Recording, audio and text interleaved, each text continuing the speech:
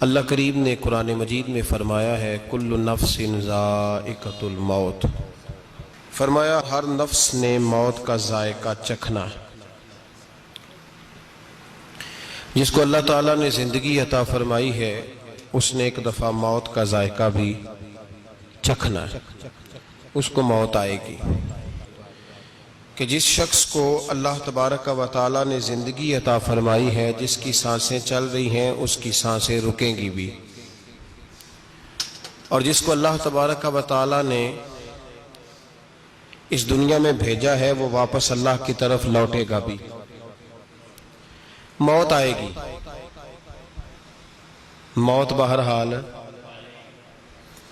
اس نے آنا ہے۔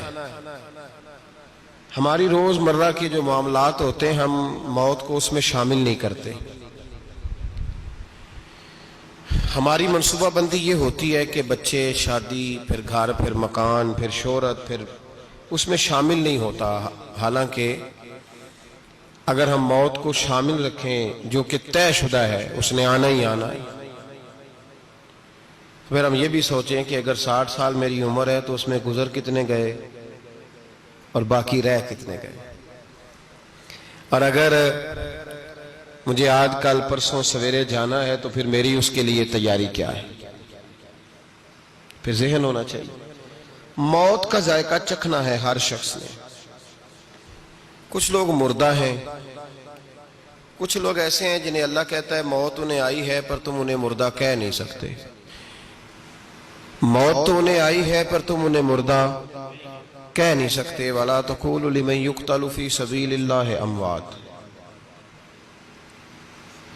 جو لوگ اللہ کے راستے میں قتل کیے جائیں انہیں مردہ نہیں کہنا، وہ زندہ ہیں۔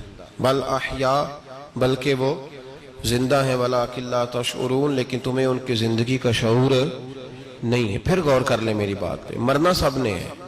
کچھ مر گئے تو مردہ ہو گئے، کچھ مر کے بھی زندہ ہو گئے۔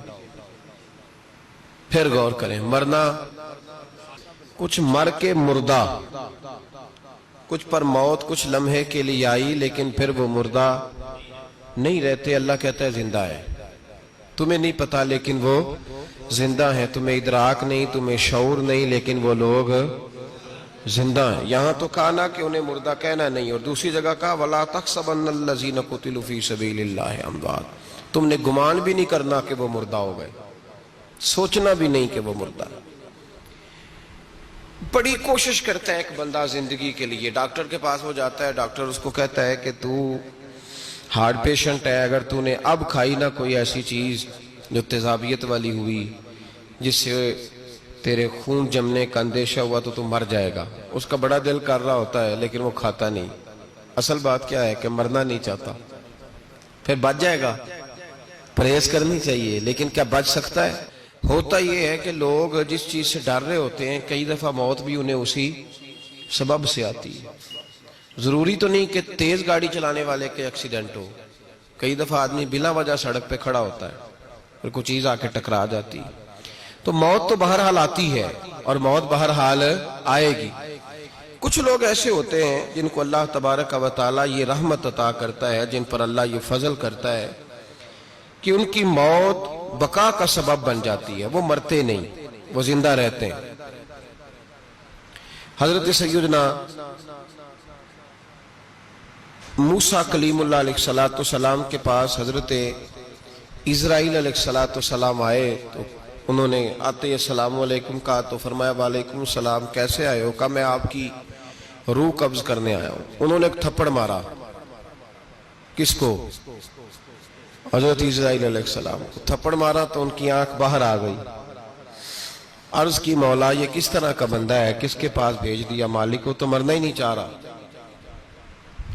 تھپڑ مار کے میری آنکھ نکال دی۔ اللہ تبارک و تعالیٰ نے فرمایا کہ وہ میرے کلیم ہے، اس طرح کرو ایک بیل لے جاؤ، بیل، ایک بیل لے جاؤ تو حضرت موسیٰ کلیم سے کہو کہ اس کی پشت پر ہاتھ پھیریں، جتنے بال ان کے دست مبارک کے نیچے آئیں گے اللہ اتنے سال عمر میں اضافہ فرما دے گا۔ حضرت اسرائیل علیہ السلام، ایک فلسفہ آپ کو سمجھانے لگا ہوں۔